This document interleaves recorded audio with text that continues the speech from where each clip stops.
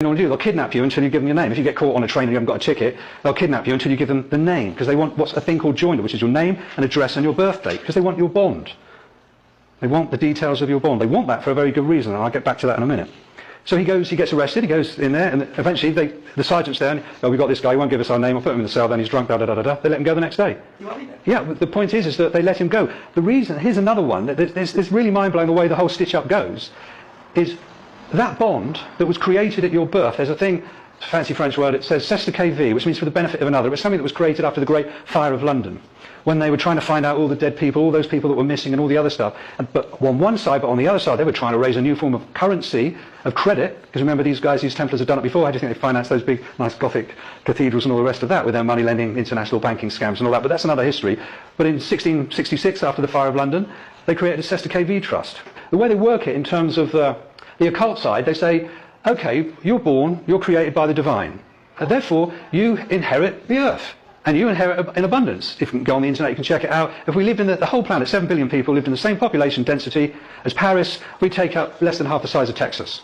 All the rest of that space on the planet would be left there. That would be it. It'd probably be crowded and horrible and all the rest of it, but that's about it. So you inherit, if you want to work it out, I took the time and trouble to do it actually. If you looked at it, you can do it online, work out all the nice arable, usable land, not the desert this guy was trying to claim, but that's there now, divided by 7 billion people. Each one individual gets 4 areas the size of Twickenham rugby field. All right, and that's good. That's your birthright. Exactly, that's 4 Twickenham-sized bits of dirt. That's your birthright. But of course, your mother registered you, so they take that asset, don't they, off you? That's your birthright. It's taken from you straight away. But what they do is they monetize it because they monetize you and that asset. And that asset is supposedly, from some researchers, I can't confirm it, but I know there's one lady that came here. She actually managed to find it, around about £2 million. So you've got an account that you don't know anything about that's worth about £2 million in today's money. And what happens is this. When your electricity bill comes through, there's like a little check thing at the bottom, isn't there? It looks like an old-fashioned check, and it's got like 3 banks on it. Santander, National Westminster, or something like that. And it says take it to a post office, fill it out, and stamp it, and all the other stuff. Okay, here's a little secret for those who aren't hoodwinked. Every debt that you incur with a corporation is zeroed, or settled, because remember, it's not real money, it's credit, in 90 days. So any registered company that have got joinder, your name and address and your birthday, can apply to the Crown and settle that debt. And what they do, and this is what's financing the corporate takeover of the planet, is they get their bills paid for twice. They get it paid by the corporation, because corporations can print their own promissory notes, or bills of exchange and negotiable instruments. But what they do is they get it from the second way of funding, which is the money they put into circulation, which is your sweat equity. So they get paid from your bond account, which you don't know anything about, and they get paid by the money that you've had to go and work for and you pay that bill off, so they get paid twice. And corporations, that's what they do. And the guys that are high up in the financial aspects of those corporations know this stuff. I've dealt with them. You know, and you can play this stuff. You can say to the council tax or whatever it is, that's already been paid. It's 90 days, it's outstanding, it's been done. Prove to me that it wasn't. It hasn't been paid for. And they can't. Because what they're doing is they're technically committing a fraud. Because they're asking, it's a fraudulent, isn't it? If I say, this costs that much, and you've already paid for it, and I try to get you to pay for it twice, it's fraud, isn't it? For the normal people. Double bubble, isn't it? It's called double dipping. Okay, but this is all part of the system that we're living in. You've got all this stuff, all those rights, all that economic power. The corporations are playing a game when I was a kid. It used to be called piggy in the middle. Corporations one side, and they've got this account, and they throw it over you, because you're down here like that, and the other one catches it. Thanks for the money, I've got that. And you don't even know you've got that account. The occult aspect of it, again, is like when you have to go to court, you're actually being invited to a dark ritual, which is why you're summoned. You're summoned to appear. Like you're some sort of ghost or a spirit, because that's what they think you are. Because that trust that's worth money, they don't tell you about it, but you could have reclaimed that within 7 years. But after 7 years, the law of salvage comes along, and the government say, okay, well, that's a wreck, well, we'll have that. So they salvage that, and they use that. So you can't get it anymore. Even though they know in the real world you're alive and flesh and blood, you know, because you've got your national insurance thing, you know, you go to the NHS, they know you're physical, you know, they'll take blood from you, all the other stuff. This occult system doesn't see it. They're off their dial, these guys. Unless we begin to see that this is what's really going on, instead of just going, oh, no, this is just preposterous, absolutely preposterous. How can this possibly be the case? Unless we kind of just, you know, open up our horizons a little bit, honesty, open-mindedness and willingness, and go, okay, well, I'll entertain this for a while. I'll do a bit of research and see if there's anything, this crazy guy was talking about. Do it yourself. Check it all out. You're summoned to appear in a court. Why are you summoned? Because as far as they're concerned, you didn't collect that account within 7 years. So there, you're presumed dead. So if there's any liability, then they have to summon you, because that's what you are. You're a spirit. I know it sounds absolutely barking, raving mad, doesn't it? But this is the way they do it. Because the way these guys work and they've had many, many years to do this. They know if they can control your mind, then your body will follow. And they will use all manner of things. Just around the corner from here, there's a thing called the Tavistock Institute.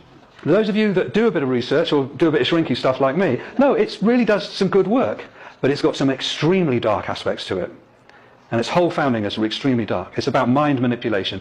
And really, when you start realizing how you're controlled in this system, they don't mind what religion you believe in. There is only one religion, and that's the religion of money. And they want you to believe in that more than anything else. That's what they're selling you, is that religion. You can go one day a week, if you like, to your church or whatever it is you go to and feel good about yourself. That's great, because as long as you go back the extra 5 days and you work, because that's your work, that's your offering. You are handing over your will and your life to the god money. For those people who don't know it yet, the word mortgage comes from Lamont, death grip. Death grip, that's where it comes from. You buy one house, you have 6. By the time you pay the last installment, your life is finished. Since you brought up the mortgage thing, say you decide you're going to buy a house in London, so you need £1 million at least, right? You have to buy a house in London. So you go in there, you go to the bank, and the bankers are the high priests of Baal. All right, God money. They're the high priests. And they sit you down and go, oh, you want to borrow some money? Well, the first thing they want to know is they're putting a scam on you is, what's your sweat equity worth? What do you earn as a slave? How much are you worth as a slave? So the first thing they do is they'll say, okay, we'll get you to sign this. And what they do is they get you to sign, remember, sign of nature, a promissory note. And they've got your name and they've got your address. So they take that promissory note and they put it in an account. And they, out of thin air, create £1 million. They always do it double dealing, double bookkeeping. They've got your bond that you don't know you have, and they've got all your details. So if you die, that's okay. That exists. It's got currency. And then they'll talk you into an insurance policy. It's called a life insurance policy. That's the one they'll like as well. So you go into the bank, and your signature has created £1 million. Okay, right? So in effect, you've actually already bought the house. Right? But then what they do is they talk you into paying another £1 million, which they call the principal. They deceive you by saying that we're lending you this £1 million. So you've gone into the bank as a sovereign, created, living being, soul, flesh, blood, inheritance and everything. Your signature's created £1 million.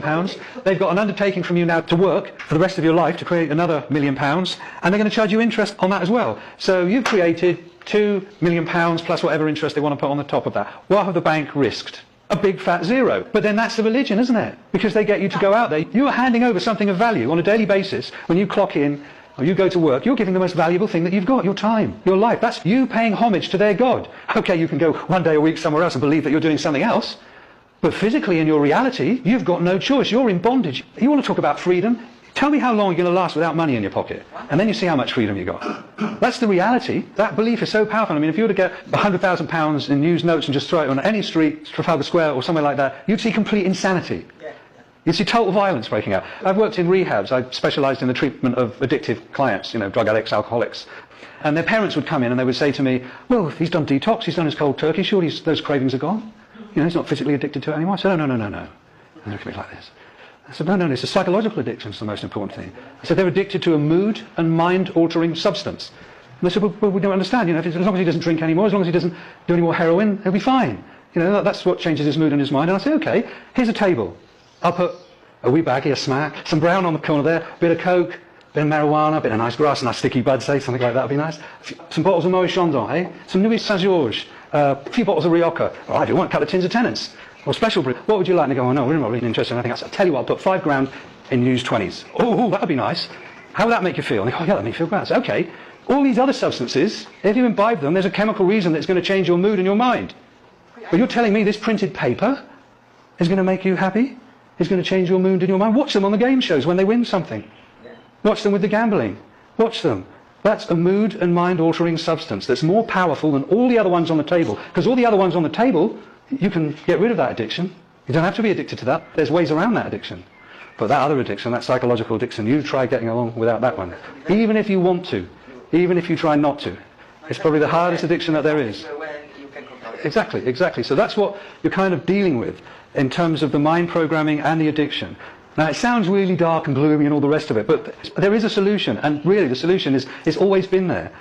And this is probably why it's going to sound a bit cheesy and corny, that the solution is a thing called a spiritual program, is to reclaim your soul, your sense of value, your sense of worth.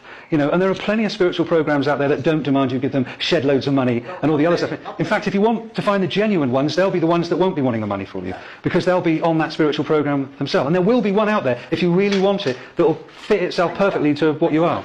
I know one. Yeah, well, there's one that will suit you, there's one that suits everybody here, but what you have to do. And this was the one that got me when I worked in rehabs. the reluctance that people would have to pray. And if there's a meaning in this word pray, it's because part of our social program is we have a, I'm going to get a bit shrinky,